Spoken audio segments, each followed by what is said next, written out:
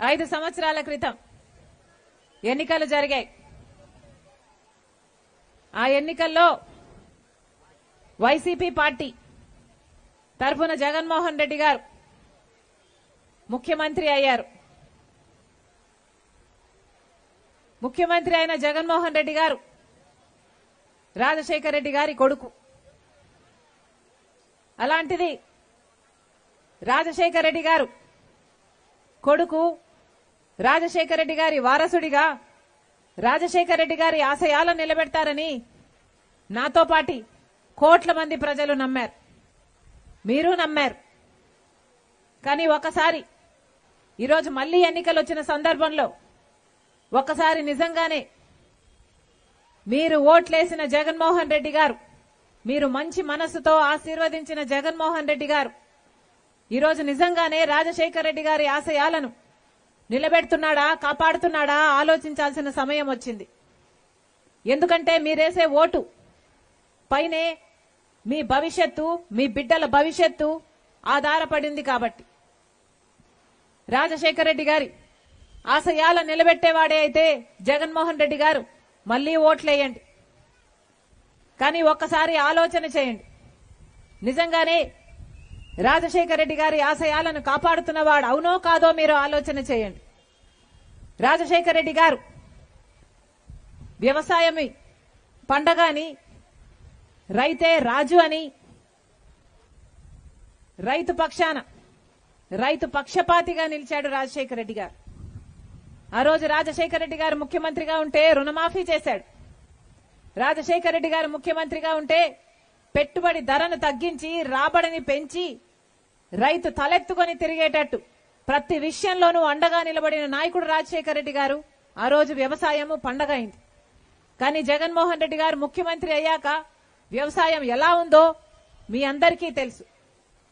రాజశేఖర రెడ్డి గారి కొడుకై ఉండి జగన్మోహన్ రెడ్డి గారు మేనిఫెస్టోలో చెప్పిన మాట 3,000 కోట్లతో ధర స్థిరీకరణ నిధి ఏర్పాటు చేస్తాము, ఏ రైతే గాని నష్టానికి అమ్ముకునే అవసరం లేకుండా ప్రతి రైతుకి బ్రహ్మాండమైన మద్దతు ధర ఇస్తాము అని చెప్పి 3,000 కోట్లతో ప్రతి సంవత్సరము ఒక ధర స్థిరీకరణ నిధి ఏర్పాటు చేస్తామని చెప్పారు జగన్మోహన్ రెడ్డి గారు.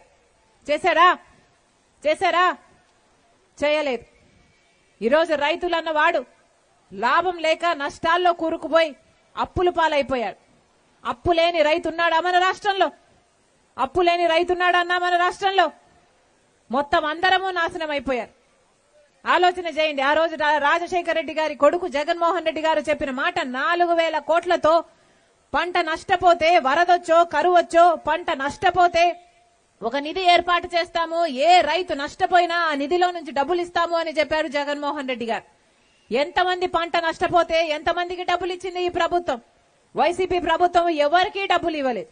అసలు రైతులు నష్టపోతున్నాము, ఆత్మహత్యలు చేసుకుంటున్నాము అని గోలు పెట్టినా పట్టించుకొని ప్రభుత్వము జగన్మోహన్ రెడ్డి గారి ప్రభుత్వంలా తయారైంది. రాజశేఖర రెడ్డి గారు ఉన్నప్పుడు ఇన్పుట్ సబ్సిడీ ఉండే, ఎరువుల మీద సబ్సిడీ ఉండే, డ్రిప్పుల మీద సబ్సిడీ ఉండే, యంత్రాల మీద సబ్సిడీ ఉండే. ఇప్పుడు ఏదైనా ఉన్నాయా అంటే కనీసం డ్రిప్ వేసుకోవడానికి కూడా ప్రభుత్వం సహాయం చేయటం లేదు. అంటే ఇది రైతుల ప్రభుత్వము అని ఎలా అనుకోవాలి? ఒక రైతులే కాదు, మొత్తం అందరినీ మోసం చేసింది వైసీపీ ప్రభుత్వం. ఆలోచన చేయండి. మాట మీద నిలబడేవాడు రాజశేఖర రెడ్డి గారు. కానీ జగన్మోహన్ రెడ్డి గారు ఎన్ని మాటలు ఇచ్చారు. మేనిఫెస్టోలో పూర్తి మద్యపాన నిషేధం అన్నాడు. అక్క చెల్లెలందరూ, నా అక్క చెల్లెలు మీకు మాటిస్తున్నాను, పూర్తి మద్యపాన నిషేధం చేయకపోతే అసలు ఎన్నికల్లో ఓట్లు కూడా అడగను అన్నాడు జగన్మోహన్ రెడ్డి గారు. గుర్తుందమ్మా? మేనిఫెస్టో అంటే నాకు భగవద్గీత లాంటిది, నాకు ఖురాన్ లాంటిది, నాకు బైబిల్ లాంటిది, మేనిఫెస్టోలో పెడుతున్నాను పూర్తి మద్యపాన నిషేధం అన్న జగన్మోహన్ రెడ్డి గారు ఈ రోజు పూర్తి మద్యపాన నిషేధం చేయకపోగా ఆఖరికి ఈ రోజు వైసీపీ ప్రభుత్వమే, జగన్మోహన్ రెడ్డి గారి ప్రభుత్వమే మద్యం అమ్ముతుంది అంటే ఇక ఇంతకంటే దిక్కుమాలిన ప్రభుత్వం ఏముంది అని అడుగుతున్నాం. ఈరోజు జగన్మోహన్ రెడ్డి గారి ప్రభుత్వంలో బయట నుంచి మద్యం రాదు. వీళ్ళు ఏం తయారు చేస్తే అదే కొనుక్కోవాలి, ఎంత కమ్ముతే అంతకే కొనుక్కోవాలి. తీరా మంచిది ఇస్తున్నారా అంటే ఏది మంచిది లేదు. మన రాష్ట్రంలో 25% మంది ఎక్కువ గుండె చెడిపోయి, లివర్ చెడిపోయి మద్యం తాగడం వల్ల చనిపోతున్న వారు మిగతా రాష్ట్రాల్లో పోలిస్తే మన రాష్ట్రంలో ఎక్కువ. అంత నాసి రకం మద్యం అమ్ముతుంది ఆంధ్రప్రదేశ్ ప్రభుత్వం. ఏమమ్ముతుంది? ఒక్కటైనా పనికొచ్చేది ఉందా అంటే ఏదో చెప్తున్నారు. అమ్మా భూమ్ భూమ్ అని అమ్ముతున్నారు.